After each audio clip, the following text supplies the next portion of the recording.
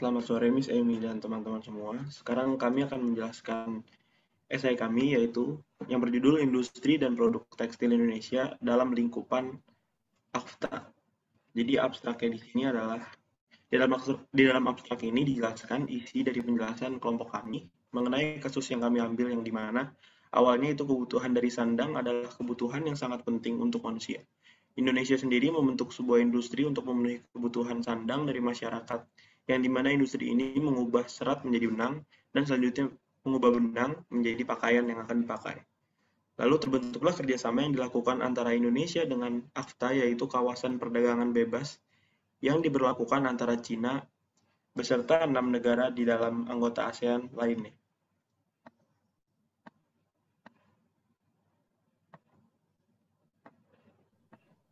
Nah, selanjutnya itu ada pendahuluan, di mana seperti yang kita ketahui yaitu Indonesia sebagai salah satu dari 3 negara Asia. Nah, di samping itu ada Cina dan India yang tetap tumbuh positif saat negara lain terpuruk akibat krisis finansial global. Bagi Indonesia, ini merupakan suatu prestasi dan optimis bagi masa depan perekonomian Indonesia. Oleh sebab itu, pemerintah mengadakan framework Agreement of Comprehensive Economy Cooperation between the Association of South Asian Nations and the People Republic of China, atau biasa dikenal dengan sebutan ASEAN-China Free Trade Agreement atau AFTA. Di mana merupakan hal ini di mana AFTA adalah persetujuan kerjasama ekonomi regional yang dimana mencakup perdagangan bebas antara negara-negara ASEAN, di mana untuk mewujudkan kawasan perdagangan bebas menggunakan atau menghilangkan atau mengurangi hambatan-hambatan kendala perdagangan barang baik tarif maupun non-tarif. Nah, pemerintah Indonesia ini juga merupakan termasuk salah satu negara anggota yang ikut menandatangani konvensi ini di Phnom Penh di Kamboja pada tanggal 4 November 2002. Next, selanjutnya ada teori. Nah, teori pertama itu ada teori perdagangan internasional, di mana hukum perdagangan internasional ini adalah bidang hukum yang berkembang cepat. Baik ruang lingkup bidang hukum ini juga cukup luas, dan hubungan-hubungan dagang yang sifatnya lintas batas dapat mencakup banyak jenisnya. Dari bentuk yang sederhana yaitu dari barter, jual beli barang atau komoditi, di mana itu produk pertanian, perkebunan dan sejenisnya, hingga hubungan ataupun interaksi dagang yang kompleks. Nah, Simtov ini mendefinisikan hukum perdagangan internasional sebagai the body of rules governing commercial relationship of private law natural involving different nation, yang dimana definisi tersebut dapat unsur-unsur. Yang pertama yaitu hukum perdagangan internasional adalah sekumpulan aturan yang mengatur hubungan-hubungan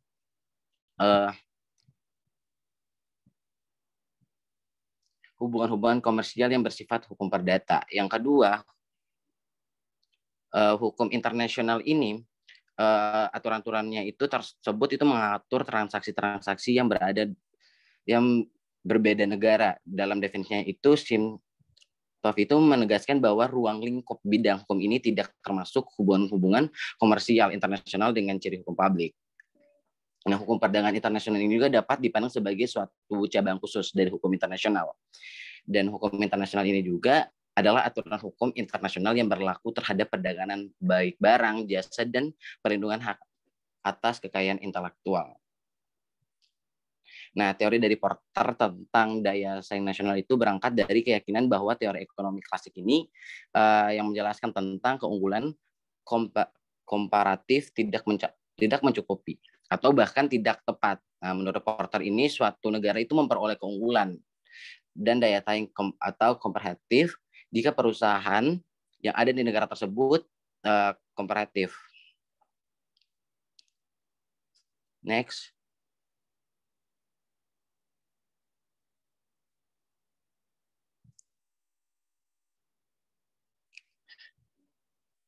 Nah, perusahaan itu menjadi kompetitif melalui inovasi yang dapat meliputi peningkatan teknis, proses produksi, atau kualitas produk. Nah, selanjutnya Porter juga mengajukan Diamond Mode atau DM yang terdiri dari 4 determinan atau faktor-faktor yang menentukan nation competitive Advance atau NCA, di mana 4 atribut ini adalah faktor condition, demand condition, dan relate and supporting industry, dan frame strategi, structure, and rivalry. Yang pertama itu ada faktor condition, di mana itu mengacu pada input yang digunakan sebagai faktor produksi, seperti tenaga kerja, sumber daya alam, dan modal dan infrastruktur. Yang kedua itu ada demand condition, di mana demand condition itu mengacu pada tersedianya pasar domestik yang siap berperan menjadi elemen penting dalam menghasilkan daya saing. Yang ketiga yaitu ada relate and supporting industry, di mana ini mengacu pada tersedianya serangkaian dan adanya keterkaitan kuat antar industri pendukung dan perusahaan, hubungan dan dukungan ini juga bersifat positif yang berujung pada peningkatan daya saing perusahaan. Dan yang keempat itu ada frame strategi, struktur, and rivalry, di mana ini mengacu pada strategi dan struktur yang ada pada sebagian besar perusahaan dan intensitas persaingan pada industri tertentu.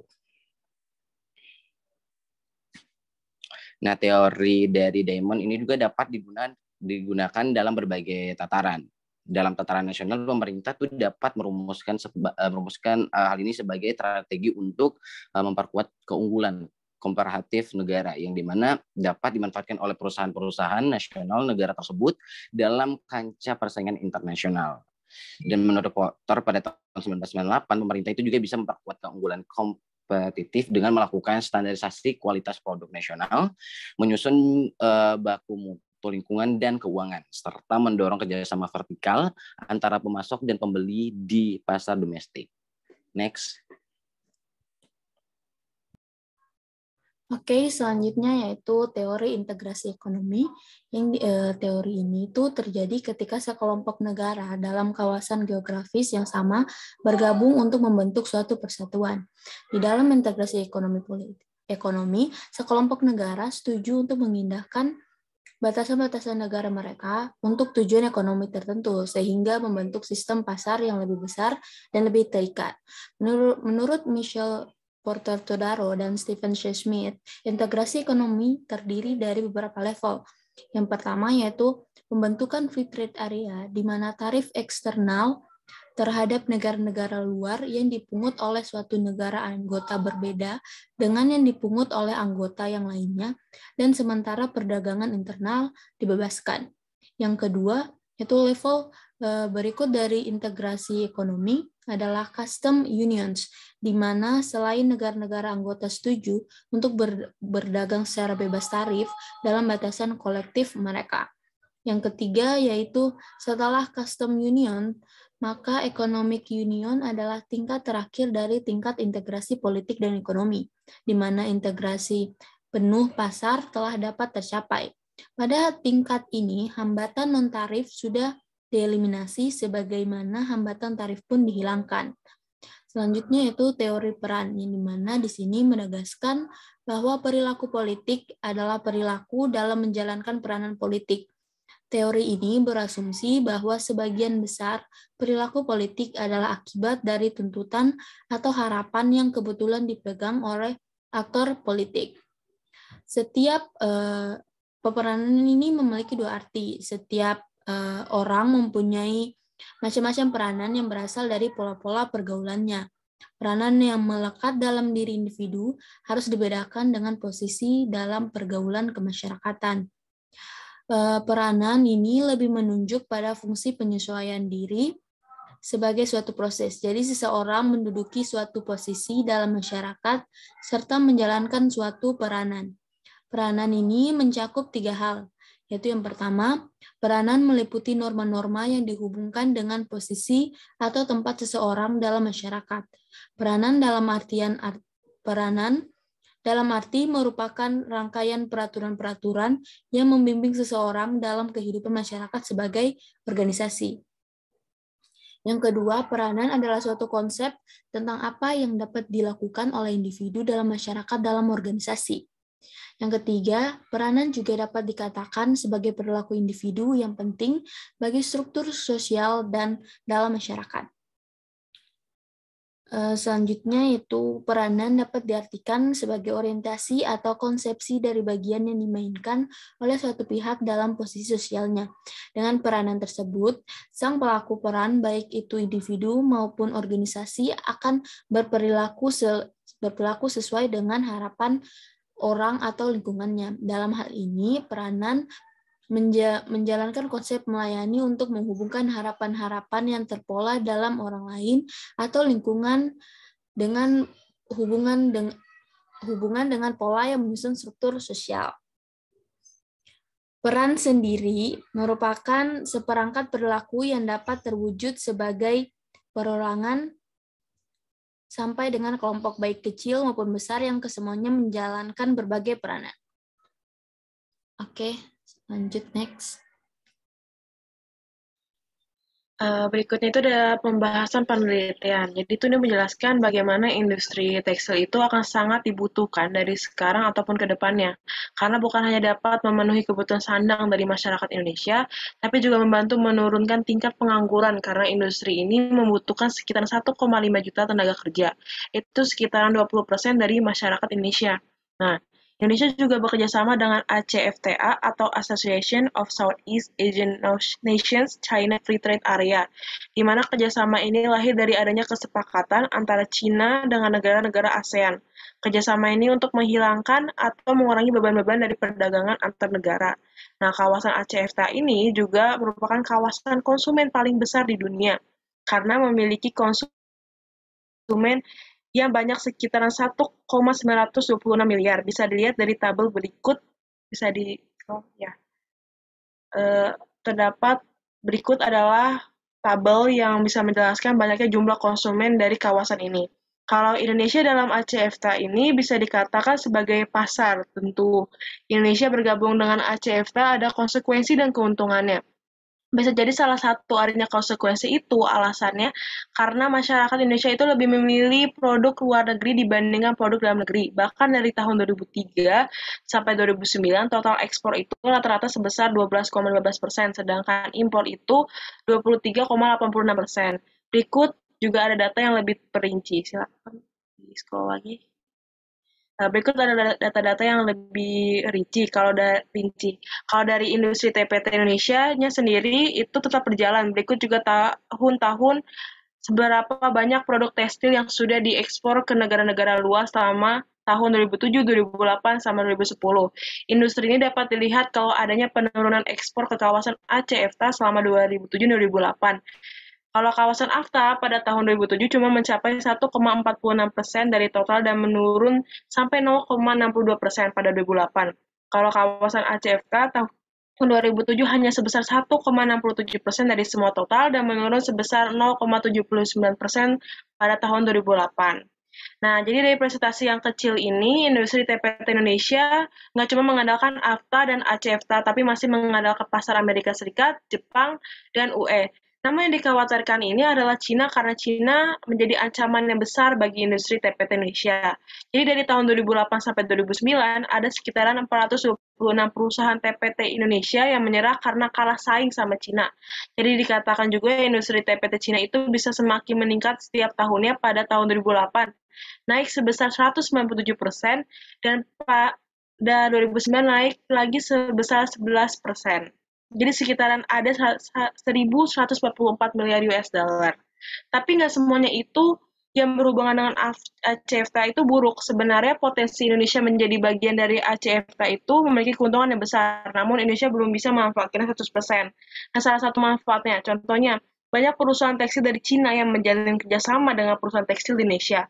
Lebih tepatnya di Jawa Timur, dan pengaruhnya ACFTA untuk industri tekstil di Jawa Timur dapat menjadikannya itu sebagai suatu basis dari produksi TPT di dunia.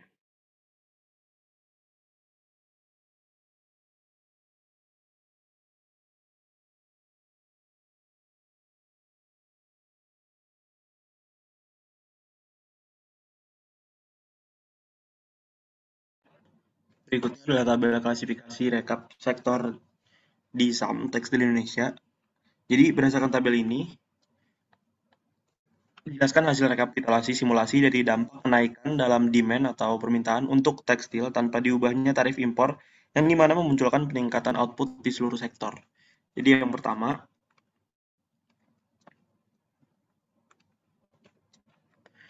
pertumbuhan permintaan tekstil akan mendorong pertumbuhan output tekstil untuk memenuhi kebutuhan tersebut. Lalu yang kedua, meningkatnya output tekstil akan mendorong pertumbuhan output di sektor yang lain. Bahan baku dan bahan industri tekstil yang berarti output dari seluruh sektor akan meningkat. Lalu, peningkatan output seluruh sektor akan meminta tambahan faktor produksi, baik itu tenaga kerja ataupun bukan.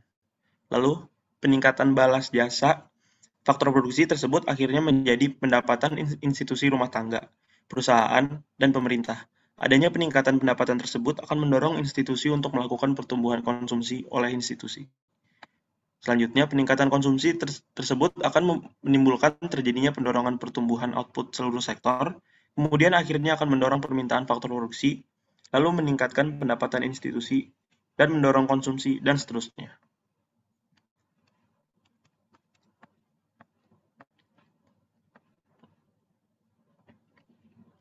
Lalu kesimpulannya adalah dari seluruh penjelasan yang ada, bisa dipahami bahwa masyarakat Indonesia perlu memenuhi kebutuhan dari sandang mereka. Maka dari itu, pemerintah menyediakan seluruh hal untuk memenuhi kebutuhannya. Hal ini juga termasuk TPT Indonesia yang menciptakan tekstil yang sesuai untuk kebutuhan dari masyarakat Indonesia. Munculnya TPT Indonesia di sini membuat banyak sekali keuntungan seperti membuka lapangan kerja baru, sehingga hal ini dapat berguna sebagai tempat kerjasama dengan negara lain dalam perdagangan. Hingga akhirnya, Cina berencana untuk bergabung dan ingin melakukan hubungan kerjasama dengan negara ASEAN. Kesepakatan ini pada awalnya tidak bisa diterima oleh beberapa negara dari ASEAN karena kurangnya kepercayaan mereka terhadap Cina, yang dimana untuk mendapatkan kepercayaan mereka, Cina harus menjadi anggota WTO dan mengikuti seluruh peraturan internasional yang ada. Pada akhirnya, setelah semua setuju, terbentuklah ACEFTA, sebuah organisasi perdagangan dalam kerjasama Cina dan ASEAN yang berguna untuk mengurangi hambatan dari tarif impor dan yang lainnya. Sekian esai kami. Terima kasih banyak.